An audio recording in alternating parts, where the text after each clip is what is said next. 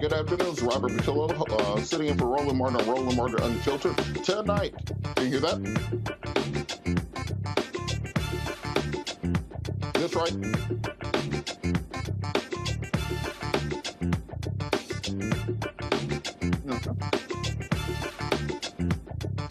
Okay.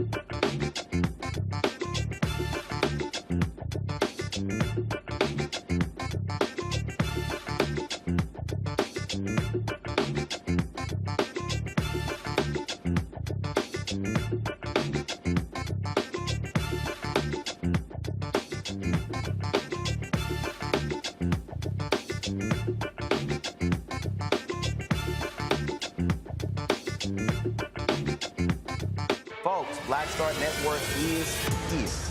Hold no punches! I'm real revolutionary right now. Support this man, Black Media. He makes sure that our stories are told. Thank you for being the voice of Black America, Roland. Stay black. I love y'all. All momentum we have now, we have to keep this going. The video looks phenomenal. See, there's a difference between Black Star Network and Black-owned media and something like CNN. You can't be Black-owned media and be scared. It's time to be smart. Bring your eyeballs home. You dig?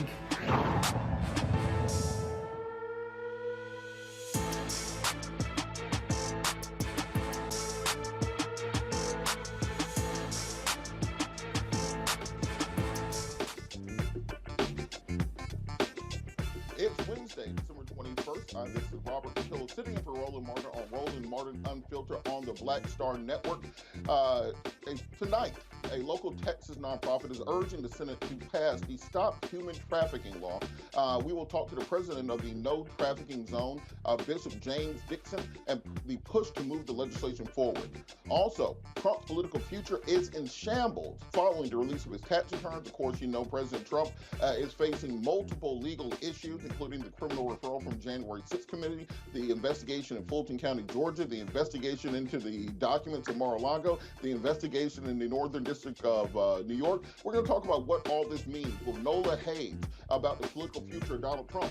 Also, a Louisiana Parish is fighting to stop the destruction of a company for the building of a large grain plant near a historically black residential neighborhood. To explain the case, we have one of the founders of the Descendants project talking about the litigation they are currently using to try to stop the displacement and destruction of historic black communities. It's in our Tech Talk, we will be talking to the founders of a black-owned dating app that will be working to increase your chances of finding love this holiday season. It's time to bring the funk on Roland Martin Unfiltered live on the Black Star Network. He's got it. Whatever the miss, he's on it. Whatever it is, he's got the scoop, the fact, the find. And when it breaks, he's right on time and it's rolling. Best believe he's knowing. Putting it down from sports to news to politics. With entertainment just for kicks, he's rolling. It's on go, roll, y'all. It's Roland Martin, rolling with Roland now. He's funk, he's fresh, he's real, the best, you know he's Roland Martin now.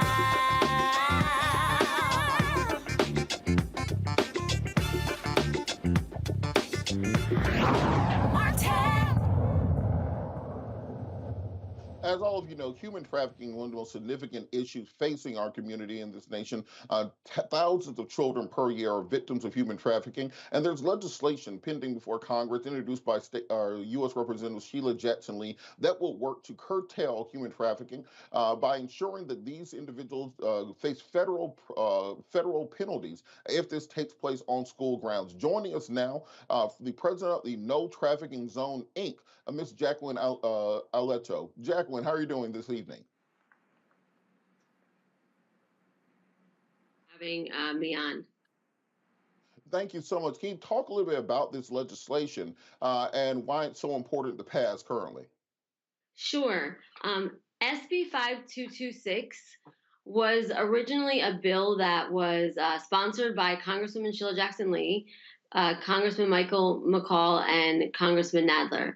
And what it was specifically designed to make domestic minor sex trafficking, which is sex trafficking of children on our school campuses that are being lured, groomed, and recruited into trafficking, a federal crime.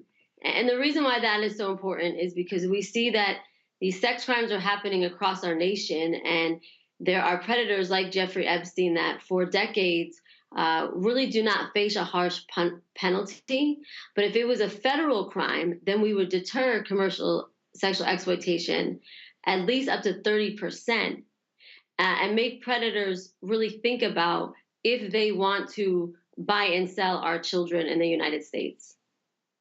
Can you talk a little bit about kind of the weight and the breadth of this issue? Because I think we talk a lot about sex trafficking of children kind of obtusely. But can you talk a little bit about the statistics, the numbers behind this, and why this legislation is so crucial right now? Because our children are truly in danger.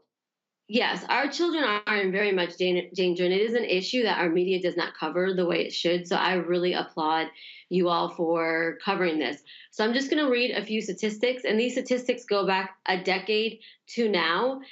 There was a study in San Diego where 20 high schools participated in this study. Every single high school confirmed that recruitment was happening with students. Of those schools, 18 of them reported documented cases of sex trafficking victimization. 140 staff from the 20 high schools identified 81 confirmed reported victims, along with an additional 54 suspected victims. If that wasn't enough, they also identified 17 recruiters that were targeting their campus. They did a 3-year study by the University of San Diego and released in 2015 that between 8,000 and 11,000 victims, mostly underage girls, are trafficked in San Diego. It doesn't end there, sadly. The FBI, the Bureau of Investigations, also said for their high-intensity child sex trafficking areas are located in the state. San Francisco, Los Angeles, San Diego are consistently the high volume to national trafficking hotline. School campuses statewide have been impacted as well. Some predators are using school campuses as a new hunting ground. In Illinois, every year in the city of Chicago, 16,000 women and girls fall prey to trafficking. To put this into perspective, that is 2 women every hour of every day. 2 women and girls every hour of every day. This makes Chicago one of the United States' main trafficking hubs. In Virginia, Detective Wolf, who is a human trafficking detective, says he's been working on combating human trafficking and gang activity in the region for years. Detective Wolf has worked with victims as young as 9 years old. Most trafficking victims go to school every day and sleep in their own beds.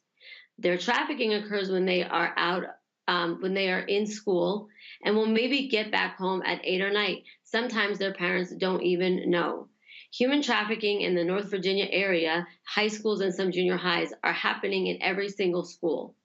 That is in the state of Virginia. And then in the state of Texas, there was a report of 55% of sex trafficking survivors in Texas, while trafficked, said that they were trafficked during school or during school activities, or were approached by either students in school or former students who had graduated, that then introduced them to their groomers or their traffickers. In Florida, with Jeffrey Epstein, at least 32 identified victims by the Royal Palms High School. After that, the Herald identified 80 victims in 2018. So these are just in every state. The statistics are more alarming and more alarming. And I know it's hard for people to understand because we don't really resonate with the term sex trafficking. We should really call it preying. And what predators do is it's their job to prey on our children. And so what more place is in schools where there are all children to get access to them? I want to bring Bishop James Dixon into this conversation. Bishop Dixon, can you talk a little bit about why it's so important to pass this federal legislation against sex trafficking in our schools? Because I think most people already just assume this was a federal crime. Why is it just now coming up, and what are the blockades to it in Congress? Well, first of all, thank you for having us on today. We appreciate being on Roland Martin Unfiltered, and we appreciate access to the public's eye and ear and mind. That's exactly what's needed. The reason this has not been a federal crime on this level before is because too few of the American public has been educated on concerning this crisis. If you think about it, I'm a pastor of a church. There are over 80 to 90,000 black churches alone in the U.S., not to mention churches as a whole. Ask 90,000 black churches how many of us have a sex trafficking conversation once a year, twice a year, 3 times a year. How many of us have a sex trafficking ministry? How many of us have a sex trafficking conference? We don't. Most of us have not yet been educated. It's not that we don't care, it's that we're not conscious and competent. And so it's very important that we have opportunities like this to really expose the public to this dreadful scourge and evil. We're organizing around the nation in order to make that happen. Jacqueline Ludo is a champion for this cause, along with a lot of people who understand it, but we've got to grow that number. We need conferences, we need conversations, nationwide, city by city, county by county, and to pass no trafficking zone bills, it needs state, like we have in Texas. I'm talking to bishops and pastors in Illinois right now, Bishop Simon Gordon, and a number of people there in Chicago. They're ready to work with us on passing a no trafficking zone state bill. We need a state bill in Virginia, state bill in California, and we build that momentum. We can knock the door down and get a federal bill against trafficking in schools like the no trafficking zone bill. And going back to Jacqueline, what do you think are the holdups in Congress? It seems like something that should pass, 99 to nothing in the Senate or a voice vote in the House. Why is it so hard to get legislation like this passed? That is a really good question. Crimes against children seem to be very hard to get bills passed. Some people would say it's a $150 billion industry, so many people are profiting and participating from it. Others would say that it's simply just because our elected officials and people in power do not know what slavery looks like right now. Human trafficking is slavery of our time. And so for them to understand it and understand the magnitude and how intricate it is seems really to be hard to wrap around elected officials' heads. But something so simple like what happened to New York with a 12-year-old, she was walking down the street with her friends and she met up with two boys who were a couple years older. They went to a party. She woke up. She woke up after having a drink and she was passed out. She was naked and she was being raped. And from that moment on, she was told that she was going to be sold into sex trafficking. It took her almost a decade to be found. But it was something so simple of going to a party. And I think that one of the hangups is with our nation, our elected officials, is that when we think of human trafficking or sex trafficking, we think this is happening in other countries, not understanding that domestic minor sex trafficking, buying and selling of children in the United States, within the United States, is a crisis. And it's a crisis just as big as the border. So it's a crisis that needs the same amount of attention, and not just amount of attention. Our elected officials need to put the power into federal legislation and strong legislation. Because if I'm a sex trafficker, and I know that if I sell drugs, I'm going to go to jail for quite a long time. But if I sell people, I'm not really going to get a harsh penalty and it's so lucrative. Well, then I'm going to buy and sell children. Bishop Dixon, we hear a lot of lip service about this in Congress and on the campaign trail. What will it take? What does community need to do to hammer this through? We see all this legislation getting passed during this lame-duck session. What does the community need to do to push these things through, particularly when you have in Congress somebody like Matt Gaetz, who's currently accused of doing exactly this, paying a 17-year-old for sex? How do we push this through Congress when we have people like that standing in the way? Well, it means that we're going to have to really double down. I've not yet seen the kind of movement that's necessary. It shouldn't take all of that. You're right. It shouldn't take all of that, right? Anybody in their right mind knows that it should be illegal and punishable in significant ways to traffic a child, to sell a child for money. That's slavery, and it's the abuse of the worst kind. We're treating our most vulnerable like their property and like their products for sale. That's unacceptable in a civil society anywhere on the planet, and should be here in the U.S. We've got to go to the front door of every congressperson, every senator who opposes passing these bills. In this instance, Senator Dick Durbin in Illinois killed this bill. He has fought this bill. That means that we should be bombarding his door, and his constituents, his voters should know your senator chose not to support a bill that would save children's lives on school campuses and in school activities. He needs to be known as that senator, right? And unless he wants to change that, then he should be known for that. And people need to know that that's who you'll be voting for or against in the next election. Elections do matter. And that reputation needs to be stamped there until he makes a change and decides, I'm ready to support passing a no trafficking zone bill to protect every school and every school-age child throughout the United States of America. We got to do it door by door, name by name, position by position. That's the way we have to make this happen. Elections do matter, and the public's voice, when we unite around a just and righteous cause, has the power to bring change. Absolutely. And Jacqueline, what are some resources for people who want to find out more information about this legislation, some organizations they can reach out to? Because I feel like this should be the #1 priority in the new Congress. Regardless of who the Speaker of the House is, we need to get this legislation passed. They can go to No Trafficking Zone at notraffickingzone.org and sign up, fill out a form, and we will send them all of our data and statistics. We're coming out in 2023, specifically because this bill was not passed. on all of our data and the legislation that needs to happen in every city, in every state. We'll also be listing all of our impact partners. What I will say about this bill is there are people on both sides that came together. Congresswoman Sheila Jackson Lee, Congressman McCall, Senator Cornyn, they did put their parties and their politics aside for people and for humanity. And I think what has to happen in 2023 is that we need to let all elected officials know, no matter what party you are on, if you do not protect children, you are not going to be voted in. Because we want people in power and our leaders to protect children and to put children and their safety over politics and over parties. So people can go to notraffickingzone.org and we can send them our information and let them know just all the impact partners and people that are coming together around the nation to really band together. And as far as Senator Dick Durbin, I want to say this message, because for a senator to have this much power, this bill was in for 9 months. So the Department of Justice, everybody, is 5 elected officials that worked so hard on both sides to get this bill done.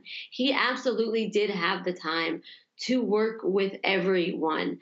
He really chose not to, for whatever those reasons are. And we are hoping that in this next legislation, he will. But if he doesn't, we are just going to get louder and more diligent, and let everybody know that he seems to be a senator that either refuses to recognize this issue or is simply ignoring it. Well, we're going to make sure that we reach out to Senator Durbin's office, and we want to bring attention to this. Thank you so much, Jacqueline and Bishop Dixon, for bringing this to our attention. All right, last comment to you, Bishop Dixon. One comment. I want to thank Reverend Jesse Jackson, Bishop Tavis Grant, all of those in Illinois and all around the country. But let me say this. When an athlete commits an egregious act, what does he lose? Not just a position on the football field, a baseball field, a basketball court. Sponsors withdraw their finances. We are going to look at who's sponsoring, who's financing these candidates, these elected officials, and let them know that the person you're backing with your finances is a person who stopped a no trafficking zone bill. Because if you don't support stopping it, you're supporting its continuance. We're going to talk to the sponsors, those campaign financiers, who to make it understand, if your candidate supports trafficking, you're supporting that industry by your support of that person. We've got to get to where the money is. That's where the power changes. Absolutely. Well, thank you so much, Bishop Dixon and Jacqueline Alato, for all the work you're doing on this. We'll keep our audience updated and make sure this legislation gets passed. Thank you so much. Thank you very much. Thanks. We're going to go to the panel. We're joined by Attorney A. Scott Bolden, former chair of the National Bar Association, Attorney Joe Richardson, a civil rights attorney, also Monique Presley, legal analyst and host of Make It Make Sense on Instagram Live. How are you guys doing this evening? Good. Here, doing fine. All right, Joe, Scott, so let's talk a little bit about this, Scott. Why do you think someone like Senator Durbin is the person holding up this legislation?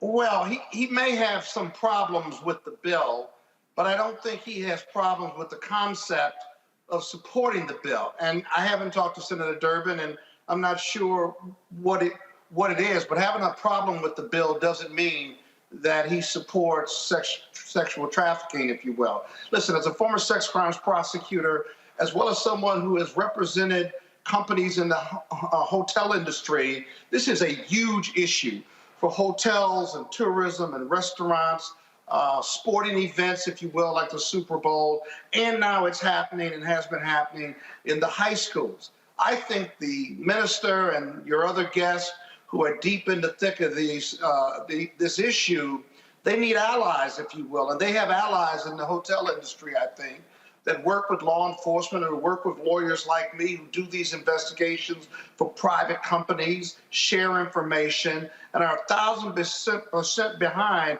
not being part of or setting up or being a situation where sexual traffickers are actually using their facilities to perpetrate this crime. And so I think there are allies out there. There's a big difference between prostitution and pimping and sexual trafficking. You certainly don't have to be a pimp to be in sexual trafficking. And you certainly in sexual trafficking, you don't have to be a pimp. And then the perception of pimps and prostitutes is very different and going on as well. And so as a result, sexual trafficking for young people as well as adults anywhere in this world has to be addressed very differently. You've got to get behind the network, find the money, and then free these young women from trafficking, go after the traffickers, and that is a federal and a state cooperation issue. And so I think we can get there. I like the bill because I think it brings it to a federal level, but most elected officials, most federal officials, when they hear sexual trafficking, they think about some big international network. It doesn't have to be that, or they think about pimps and prostitutes, which is not the case when you're a sexual trafficker or you've been victimized or you're a woman who's being sexually trafficked. It's a very big difference. And so I applaud the legislation. I also applaud your guests that you had on, but they got allies out here and they need to reach out to their allies and push this bill through. Joe, why do you think that there's not a bigger national conversation on this issue of sex trafficking? Because I think a lot of people think, as Scott said, that when you're talking about sex trafficking, somebody pulls up in a big white van, throws a little girl in the back and drives off. But that's just not the modern interpretation of it. You know, I've talked to young women and worked with young women who had no idea they had even been sex trafficked. They thought they were going on a trip with their boyfriend. And that's you know that they are deep into the world of, as Scott said, prostitution and sex trafficking. What do we need to do to raise awareness about this in all communities, not just Black communities around the country? We are often, it's good to be with you both, we're often penalized for what we don't know. It's a little bit of a different thing, but I am right now representing a family whose daughter was sexually trafficked right out of the home that she was in. And she was 16, 17 years old.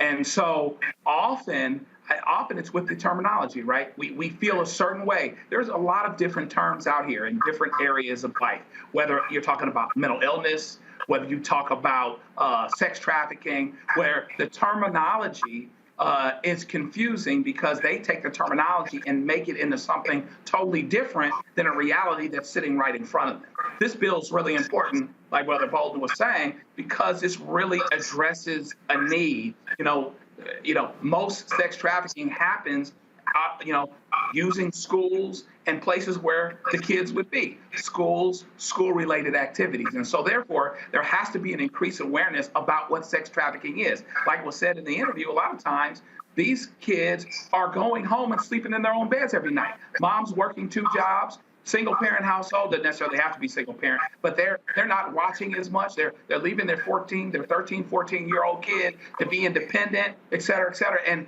whatever is happening, and they have no idea that their child is coming home every day and being sex trafficked. And so a lot of times, the issue that we have, I think, is with people understanding what sex trafficking or what these other terms actually are, and that it's not just this thing that you've imagined that you're so distant from that can't be happening to your child or somebody that you know just because they go to school and they come home. They're not kidnapped, but they might be kidnapped in their mind. They might be restrained in their activities. They're coming and they're going, and a parent that's busy just trying to make it might not catch it. You're absolutely correct, and we got to keep an eye on this story but the same mechanism by which bad actors recruit our young boys, 13, 14, 15, into gangs and drug dealing, that's the same mechanism by which they're recruiting our young girls into prostitution and sex trafficking. And we have to be more cognizant of the issue as a community and work with our federal partners to ensure that we are prosecuting people to the fullest extent of the law and passing legislation like this that is necessary to help protect our communities. We're going to go to a quick break. We'll be back with more Roland Martin Unfiltered after the break.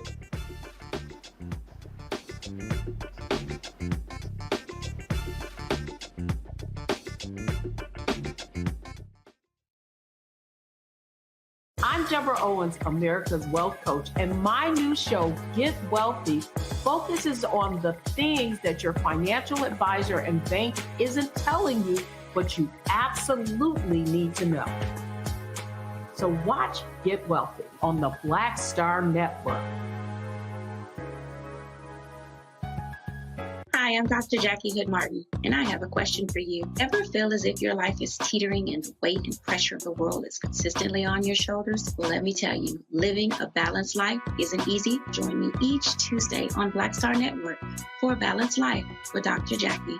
We'll laugh together, cry together, pull ourselves together, and cheer each other on. So join me for new shows each Tuesday on Black Star Network, A Balanced Life with Dr. Jackie.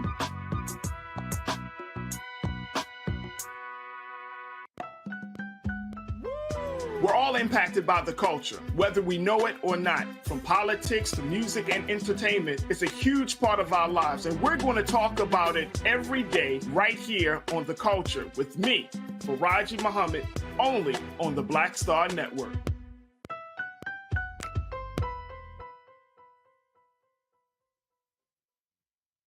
Pull up a chair, take your seat. The Black Tape with me, Dr. Greg Carr, here on the Black Star Network. Every week, we'll take a deeper dive into the world we're living in. Join the conversation only on the Black Star Network. My name is Charlie Wilson. Hi, I'm Sally Richardson Whitfield. And I'm Dondre Whitfield. Hey everybody, this is your man Fred Hammond, and you're watching Roland Martin, my man, Unfiltered.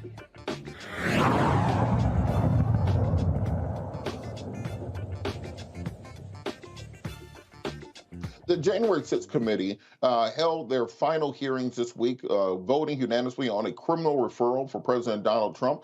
They have not released their full report yet. It's been delayed and may be released tomorrow. But we wanted to talk a little bit about what this actually means for the political future for President Donald Trump, who has already said this is a kangaroo court, who has already worked to invalidate any of the findings of the January 6th committee. And remember, even with everything that we saw previously, Republicans came within only a couple points of taking control of both the House and the Senate this year, and it's very likely they'll have a strong challenge in 2024, whether it's President Trump or someone else. To talk a little bit about the political future of President Donald Trump, we're joined by Dr. Nola Haynes from Georgetown University. Dr. Haynes, how are you doing today? Thank you so much, and happy holidays. Happy holidays to you also. So, you know, we've been playing this whack-a-mole in this country for the last half decade about whether or not this will be the thing that gets Donald Trump. Is this the thing that will get Donald Trump? Listen, I'm going to tell you what the nuns used to say and what my papa used to say. Empty wagons make the most noise. Listen, credibility, and homie ain't got none. That's all I have to say. I mean, you know, he's going to make noise. He's going to sell more of his little superhero cards. But at the end of the day, I think, I think that people understand that he's more of a liability than he is helpful on the campaign trail. And to your point, yes, there were some people that came very close to winning, some very tight races. But at the end of the day, it's first past the post. And because I think they had such a large anvil dragging behind their candidates, they didn't get past the post. And at the end of the day, that's what it comes down to. I'm really not trying to pay no dust to, his political future or not. I'm more focused on where the country is going and excited for where it's heading. So what do these charges against President Trump mean, or the criminal referral for President Trump? Can you kind of break down each of the referrals against him and what the Justice Department will need to do in order to actually prove them? Well, I have a thing where I try not to come across as an expert in areas that I'm not an expert in. So I'm not a lawyer, but I will say, I've taught enough policy and law classes, and I do have a larger understanding of some of these things. And so the first thing that people need to understand, the referral does not mean that the DOJ will automatically will actually prosecute. So that's one thing that people need to understand. I've been kind of explaining that quite a bit today because I feel like there's some confusion when it comes to a referral and when it comes to what the actual action is of the DOJ. And so, these are very strong. This is a very strong referral. You're seeing things like obstruction. You're seeing inciting an insurrection. This is unprecedented. And I think to your earlier question, when we think and talk about the former president, we have to understand he is an extreme outlier. Norms do not apply here. So there's a lot of conversation about precedent, that this is unprecedented, that it will, do damage to the norms in terms of, presidents and how they act and how they behave. No president, not even Richard Nixon, has come close to the amount of damage that the former president has done to the country and to our reputation abroad. There are national security implications here. There are foreign affairs implications here. But, to your specific questions about the 4 charges, the one that stuck out to me was, the January 6th committee went there, and they are really tying him to this insurrection. If for people out there who watched the January 6th committee hearings, season 1, 2, and 3, I was glued to my television having multiple conversations about it. And then recently, their referral, this is serious business. And I still think about Cassidy Hutchinson's testimony. It was pretty powerful.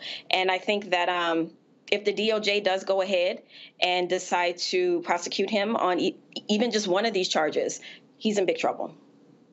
Now, speaking of precedents, people have been comparing this to Richard Nixon and his impeachment and the subsequent pardon by President Gerald Ford. And I've heard Geraldo Rivera on Fox News say that, well, even if Trump is convicted, that President Biden should pardon him for the good of the nation to bring the country back together.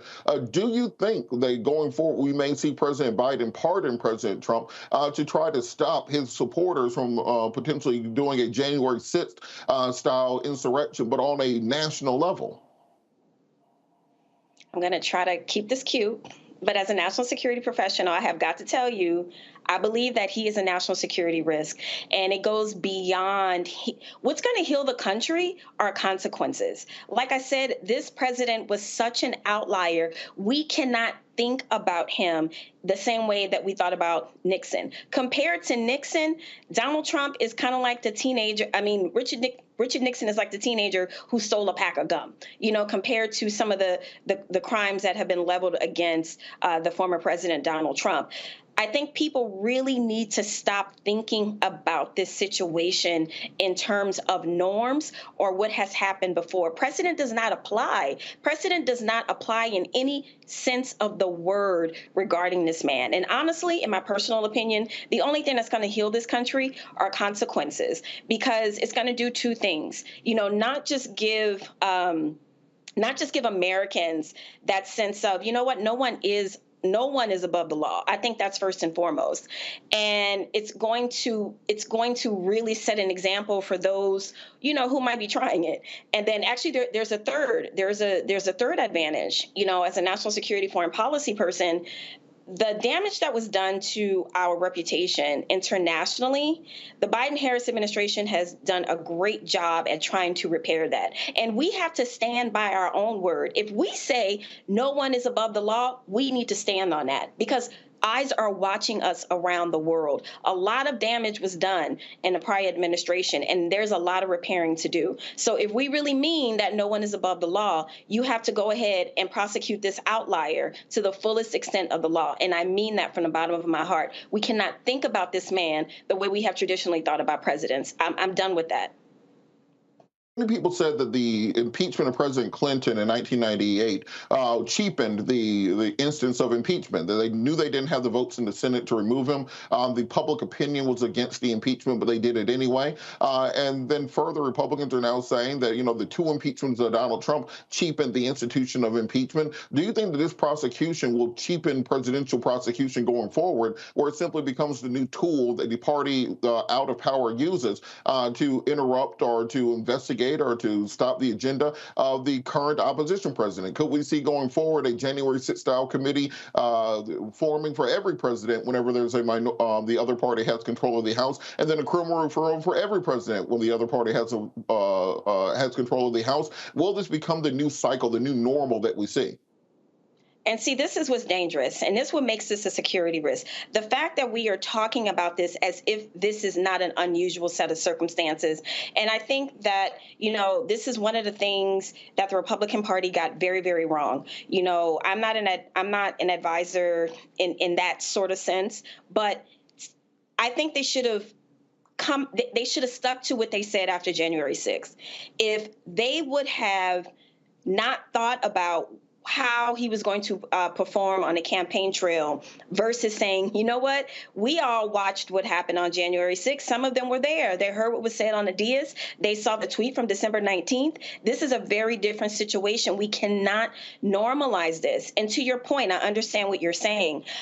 I would think that it's more about fatigue than it is about, using this as a tool to get back at your enemies. By framing it that way is to take away the level of seriousness that this is. To have a person who thinks because you are the president, you can act unilaterally without any consequences, that is the dangerous precedent.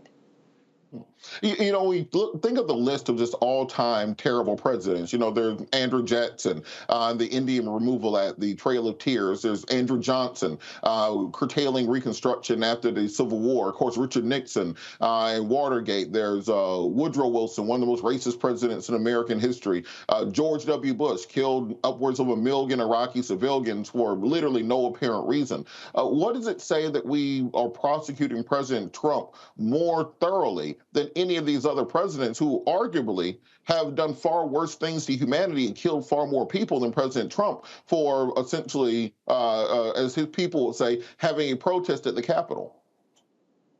A protest at the Capitol, I think that is such a horrible way to kind of demean what happened on January 6th. People died. Police officers were injured, traumatic. They still suffer from trauma to a large degree. And as a person who sits here, who had more than a dozen family members die from COVID, we can have a conversation about that. I would not demean, the loss of life under that administration. And also, you have to take into account the role that social media context plays a large part in this. You have to think about the sign of the times. We wouldn't have found out about Watergate if Richard Nixon's vanity project of recording everyone did not exist. Technology plays a large part into where we are today. So because of social media, because of the way that we have access to information, the way that information can be retrieved from cell phones and videos and things like that, we are living in very different times. And I think without contextualizing the rest of the presidents, because yes, you can line them up, today is a very different day. And because we have access to different types of information, different types of intelligence, it absolutely makes sense to me in the age of social media that, we have more access to some of the things that the former president has done. And I just want to say one last thing. I was home in New Orleans for Mardi Gras in 2020. And that is right before COVID hit.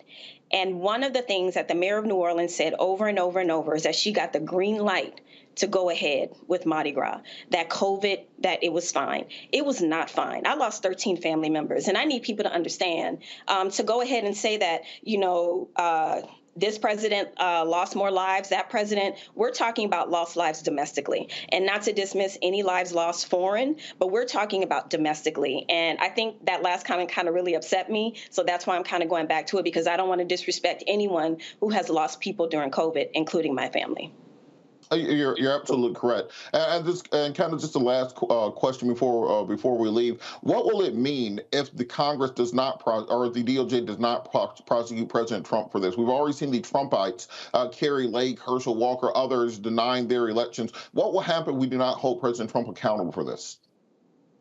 It would be a huge missed opportunity. I think it would tell the United States and the rest of the world that, yes, presidents are above the law, that, yes, they operate with immunity and they can operate like monarchs. And I think that that's the dangerous precedent. Like I said, when we started this conversation, that's the precedent we should be worried about, the only one. We need to hold everyone accountable. No one is above the law. Thank you so much. Dr. Nola Haynes, Georgetown University, thank you so much for joining us today. Thank you. Thanks. Let's bring the panel back in. So, Scott, what do you think is going to happen with the DOJ? We've seen Merrick Garland be cagey and very measured when it comes to prosecution of the president, even the statements on prosecution of the former president.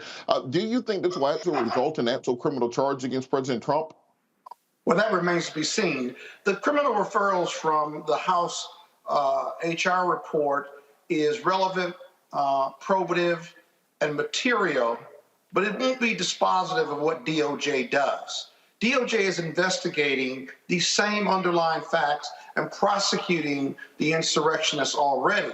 They have a special prosecutor investigating Trump's conduct in the January 6th insurrection, and DOJ will accept that material, review it, but review it in regard to what they have covered already in their investigation. How does it fit within their set of facts that they have?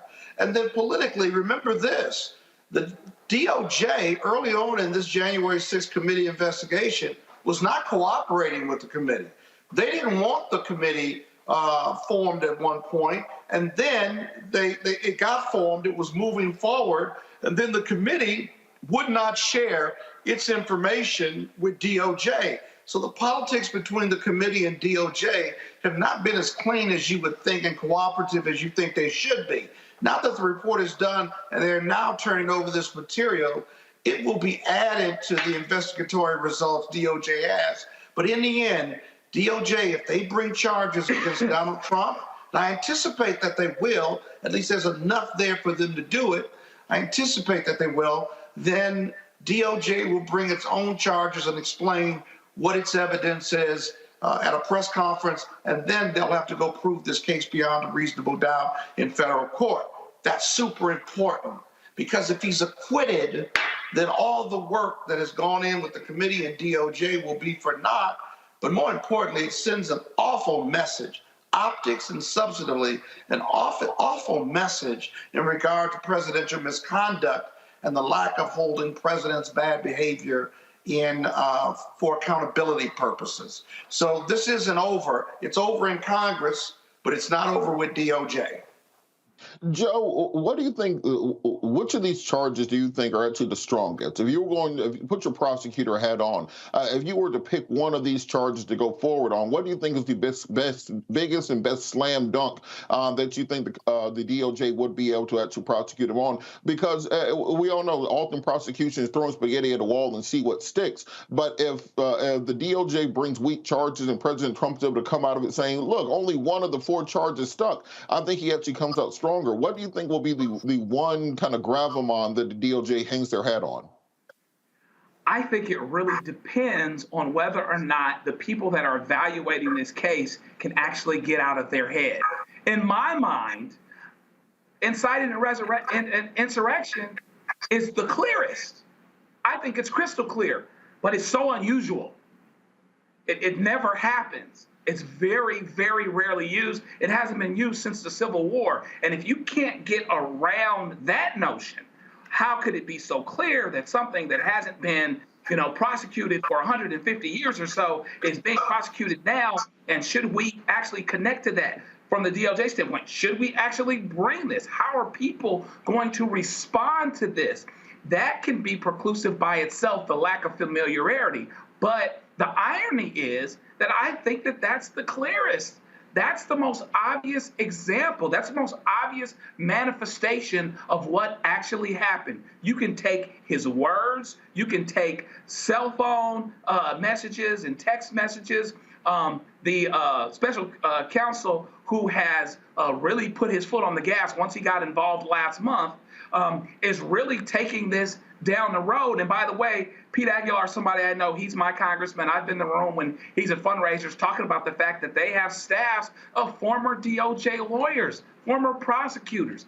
They're putting this thing together the right way, actually. And so the question becomes whether or not people can get their mind wrapped around the notion that this is so unusual, but that doesn't mean that this is not necessary for consideration for a criminal conviction, et cetera, because we haven't convicted anybody else. And to the point that the doctor just made a few minutes ago, the things that happened with COVID, the incompetence with which this presidency was gone about should be criminal in and of itself. But that's not what they're bringing. He killed a lot of people. He helped a lot of people die. He sped a lot of people's demise through what happened with COVID, or what should I say, what didn't happen.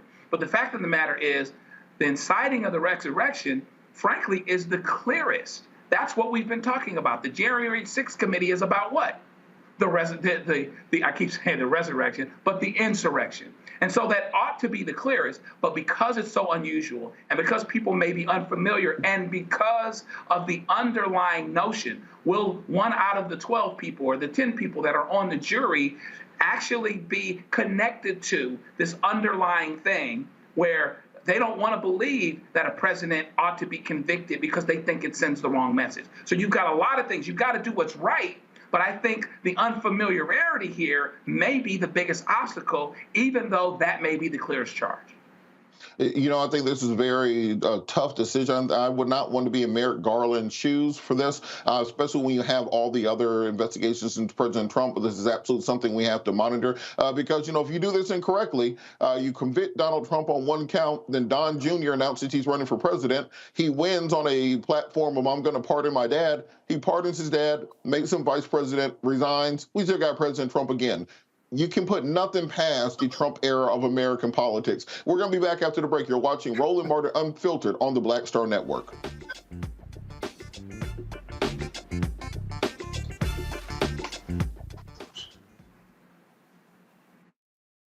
I'm Deborah Owens, America's Wealth Coach, and my new show, Get Wealthy, focuses on the things that your financial advisor and bank isn't telling you, but you absolutely need to know. So watch Get Wealthy on the Black Star Network. Hi, I'm Dr. Jackie Hood Martin, and I have a question for you. Ever feel as if your life is teetering and the weight and pressure of the world is consistently on your shoulders? Well, let me tell you, living a balanced life isn't easy. Join me each Tuesday on Black Star Network for A Balanced Life with Dr. Jackie. We'll laugh together, cry together, pull ourselves together, and cheer each other on. So join me for new shows each Tuesday on Black Star Network, A Balanced Life with Dr. Jackie.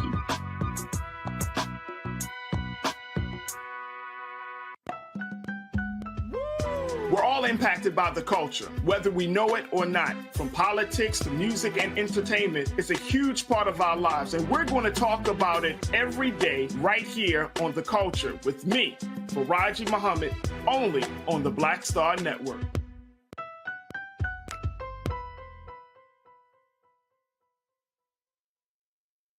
Pull up a chair, take your seat. The Black Tape with me, Dr. Greg Carr, here on the Black Star Network. Every week, we'll take a deeper dive into the world we're living in. Join the conversation only on the Black Star Network. My name is Charlie Wilson. Hi, I'm Sally Richardson Whitfield. And I'm Dondre Whitfield. Hey everybody, this is your man Fred Hammond, and you're watching Roland Martin, my man, Unfiltered.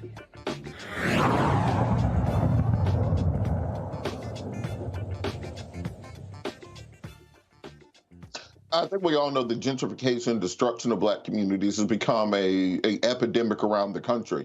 You can look at Oscarville in the state of Georgia. You can look at the history of the interstate highway system. Black communities have continuously been victims to eminent domain and construction companies coming in and destroying what we have spent so long building. Right now, a Louisiana parish is fighting to keep a construction company from building a large grain plant near a residential neighborhood. The Descendants Project, a local Louisiana nonprofit, is helping the residents of St. John's Baptist Parish battle Greenfield, Louisiana, LLC. Greenfield is a Colorado-based company seeking to construct a large grain silo or grain terminal. The local Circuit Court of Appeals affirmed a decision that the residents could move forward to nullify the zoning ordinance. To help explain this new development, we're joined by Dr. Joy Banner, co-founder of the Descendants Project. Dr. Banner, how are you doing today? I'm doing well. Thank you for having me. Oh, thank you for joining us. Can you talk a little bit about this case and how we got to this point? Because I've worked with many families and many organizations trying to stop these, and it's a David and Goliath type of situation often. How do we get to this place where we're already in federal court trying to stop this grain terminal from being built? Yeah, well, the reason why we're here in the first place is because 30 years ago, the parish president of St. John the Baptist Parish took a bribe and illegally changed the zoning from residential to industrial. That parish president was sent to federal prison for 5 years, but the zoning stayed on the books for 30 years, and now Greenfield is taking advantage, of those laws. St. John the Baptist Parish, who the lawsuit is against, we're suing the parish to actually have the zoning change off the books, and Greenfield stepped in and intervened and is now, part of that lawsuit. But the good news is that, like you said before, the courts at the district level affirmed that the case could continue. Greenfield stepped in and actually appealed the decision, trying to dismiss the case again. And the appellate court agreed that, again, the case could continue. But really what is very shocking, and, I guess maybe being in Louisiana, maybe it shouldn't be, and the fact that this is Cancer Rally, and we're in the environmental and health crisis that we are, maybe people aren't shocked, but it's just the way that our elected officials, understanding how dangerous this grain terminal is. When we say grain, sometimes people don't have an understanding of how dangerous these facilities are. They have been characterized as more explosive in some cases than dynamite factories, right? And so we would have this huge, massive facility that's sitting right outside of our backyards, right, outside of our doors.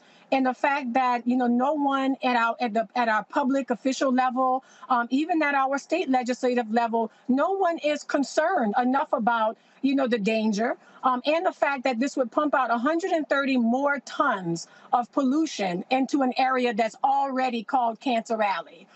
We have asthma rates that are twice as high as the states and is twice as high as the countries.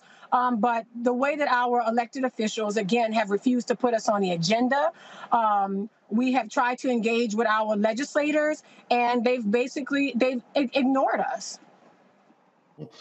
And talk a little bit about why the elected officials have acted in this way, because it seems like this should be a political solution. That you have elected officials, you go there, you ask for a change in the zoning, and then if they don't do it, you vote them out. But we see often that this is not the case. We had a case or a situation here in Atlanta probably a decade ago where I was the lawyer, and we were trying to stop a zoning ordinance, and we found out that these construction companies had been buying people Cadillacs and shoes and vacations and everything else.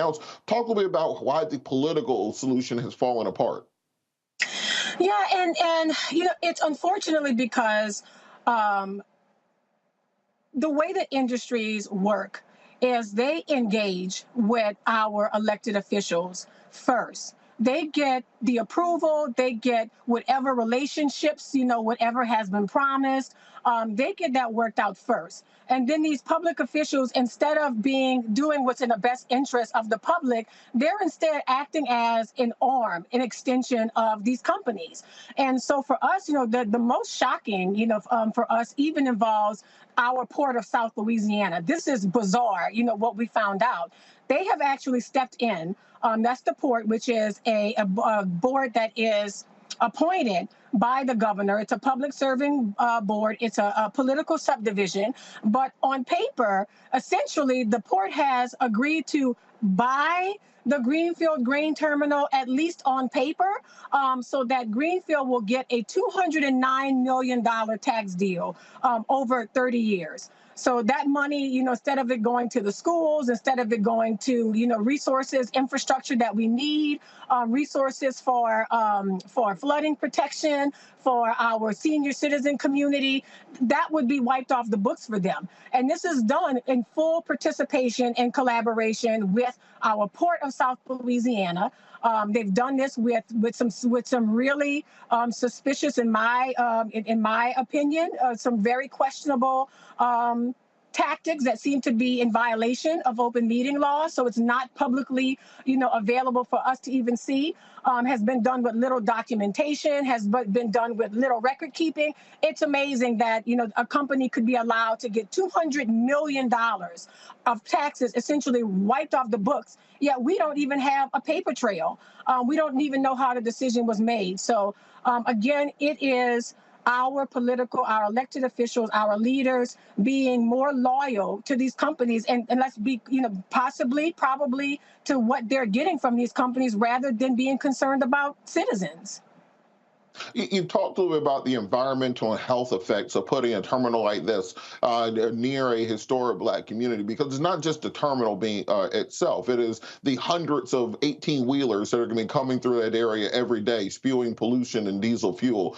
We talk about the processing of grain. If you get a chance for the viewers, just look at the Lebanon grain terminal when it exploded a few years ago with the force of nearly an atomic bomb. It nearly destroyed that port, because once grain is oxidized, all it needs is an ignition source and pressure being inside of a silo, and you effectively have something the equivalent of the Oklahoma City bomb, which was an ammonium nitrate bomb. In addition, when grain ferments, it leaks dangerous chemicals into the water supply, the groundwater supply. Talk a little about the health effects that people are worried about and why it's so important to stop this from being constructed. Yes, and thank you for being so informed about the dangers of grain. But yes, like you said, it takes a layer of dust as thin as a sheet of paper to be dangerous enough to explode. There was a grain explosion and fire 2 days ago in Michigan. They explode all the time, and the really frightening part about it is that in a lot of those cases, you can't determine why exactly did these grain terminals explode.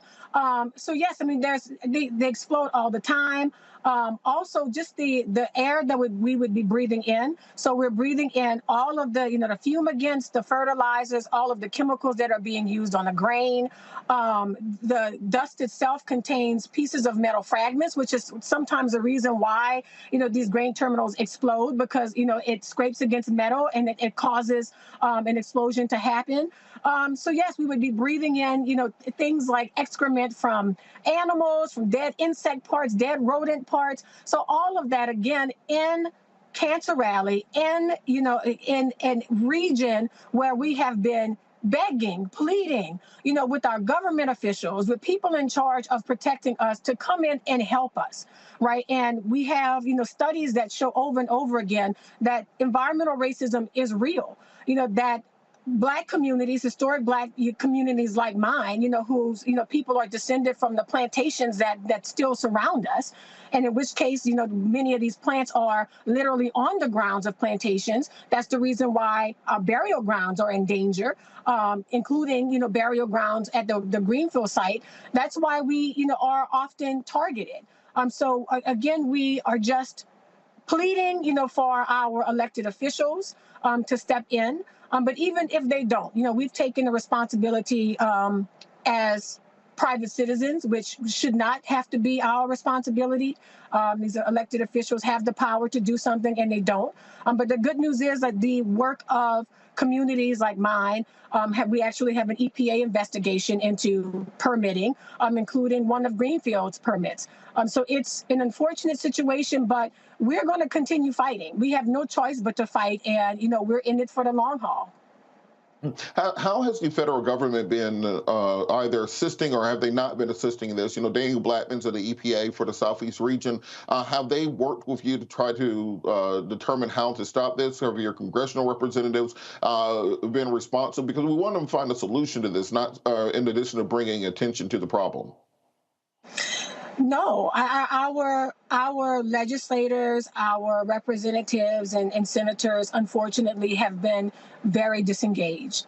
And, these are Louisiana, predominantly African-American for this region.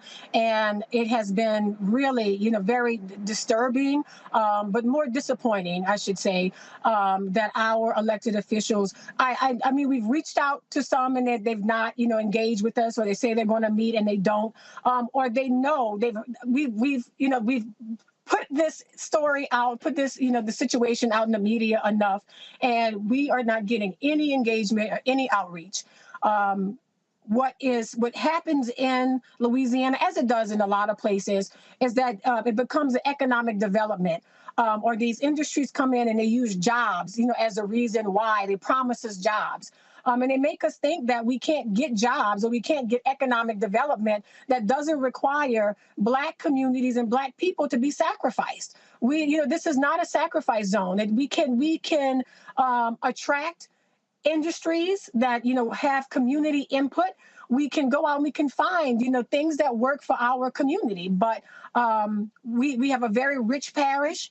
But if you look at, the resources, the infrastructure, the problems that we have in our parish, it's a lack of good governance at the state and at the local level. That's why we have the situation that we have. Well, we're glad we have people on the ground like you bringing attention to this, and I think it's crucial for folks to just think about this. When grain ferments, it turns into alcohol. That's where liquor comes from. If you put fire to liquor, you get an explosion. That is what putting a giant grain silo into a community does. You're putting a literal bomb into the middle of a Black community. Thank you so much, Doctor, for all the work that you're doing and for bringing attention to this. We're going to make sure we follow up on this to make sure the people of that community are protected, and hopefully we can bring in our federal officials to put some pressure to move this to a less populated zone. If it was a good idea, put it by the rich people and see what they have to say about it. Thank you so much for joining. That's right. Thank you so much for having me. Thank you. We're going to be back after the break on Roland Martin Unfiltered on the Black Star Network.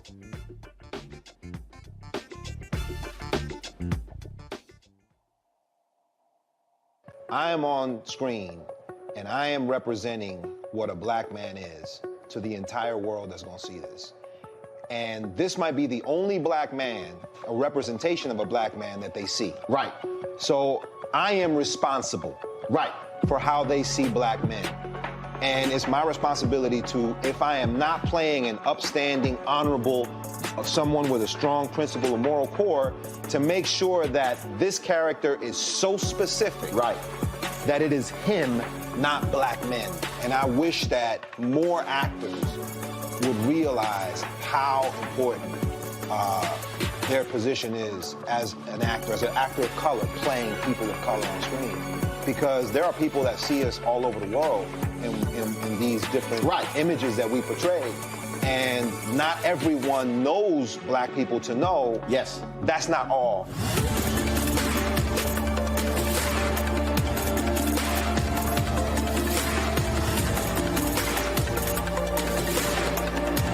I'm Deborah Owens, America's Wealth Coach, and my new show, Get Wealthy, focuses on the things that your financial advisor and bank isn't telling you, but you absolutely need to know.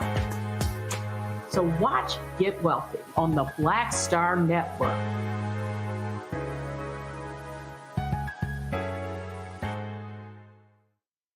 Hi, I'm Eric Nolan. I'm Shantae Moore. Hi, my name is LaToya Luckett, and you're watching Roland Martin Unfiltered.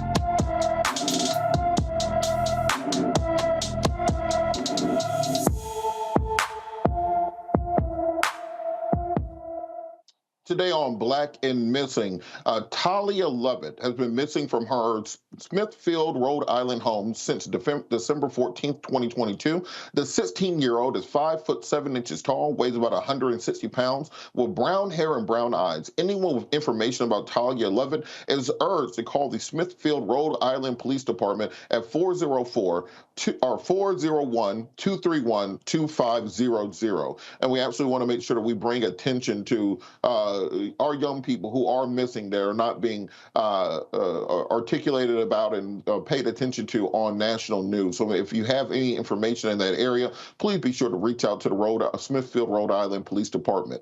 Right now, 7:30 tonight, we're going to see a live address by Ukrainian President Volodymyr Zelensky to the Congress of the United States of America. Today, he met with President Joe Biden and also congressional leadership. This is in the wake of nearly $40 billion being pledged in aid to the Ukrainian government in the continued fight against Russia. And this funding has been flowing all year.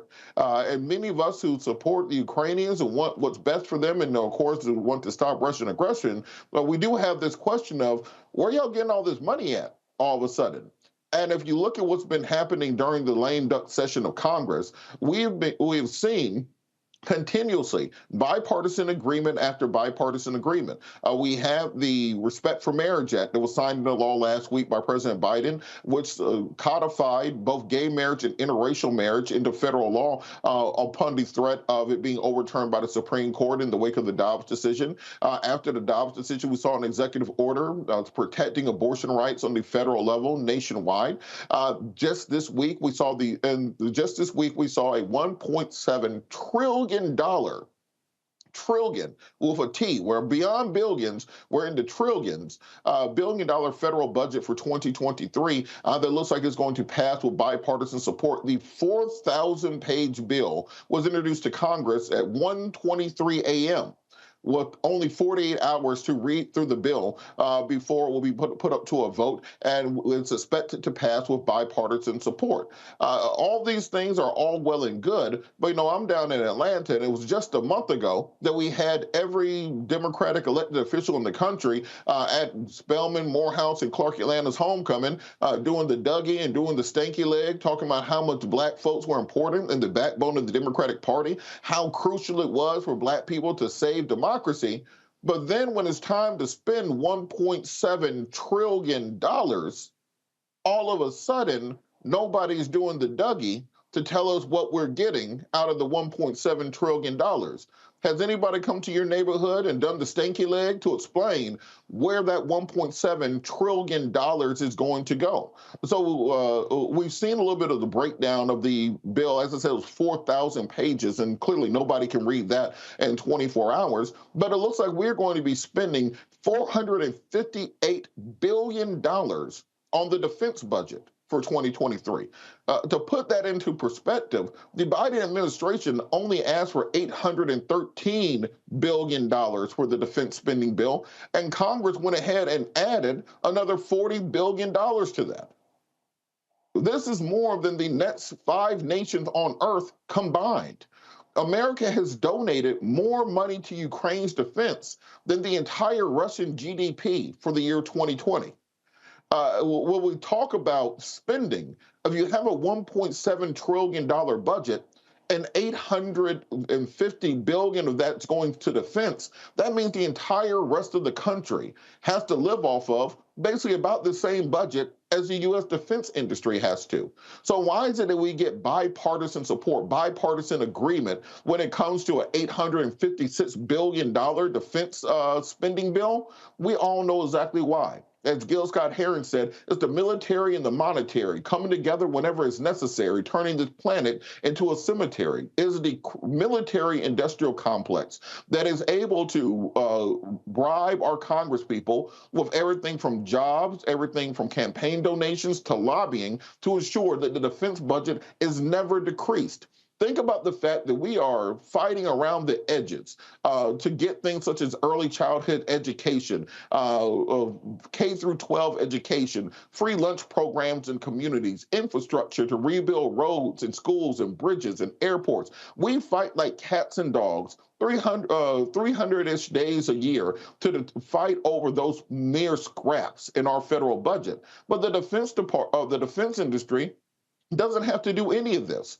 If you look at the F-35 jet program, that is the state-of-the-art fighter jet that's being built currently, just that one jet program costs over $1 trillion to develop, and we have not seen it be used in action yet. It literally has never shot anything down, and frankly, we have seen more crashes of the F-35 in recent years than we've seen actual use of it in combat. That's $1 trillion that no one has any ability to ask questions about.